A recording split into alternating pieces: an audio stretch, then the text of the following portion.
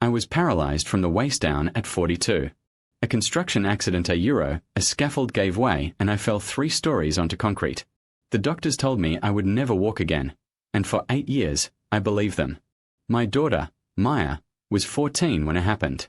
She watched me learn to exist in a wheelchair, watched me fight through the grief of losing the body I had known my whole life.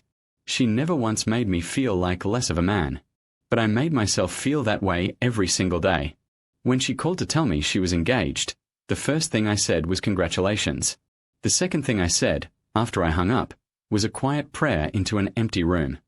I asked for one thing. Just one. To walk her to that altar. My physical therapist mentioned the Exoskeleton program 6 months before the wedding. A clinical trial at a rehabilitation center 2 hours from my house.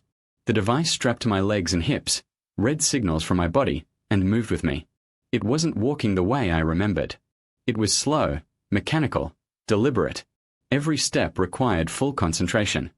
I trained 3 days a week for 5 months. I fell 7 times. I got back up every single one of them, which was something the old me, the man before the accident, never would have believed possible. Falling used to mean staying down. Now it just meant standing again. The morning of the wedding, the technician fitted the device in a back room of the church. My son-in-law did not know. Maya did not know. I had told no one except my wife, because I needed it to be real before I let anyone believe in it. When they opened the doors and Maya saw me standing there in the doorway, she stopped. Her hand went to her mouth. I saw her eyes fill up and I felt mine do the same, but I held it together because I needed to walk straight and I needed to focus. I took her arm. She took mine. We walked slowly. The whole church went quiet in a way that had nothing to do with ceremony.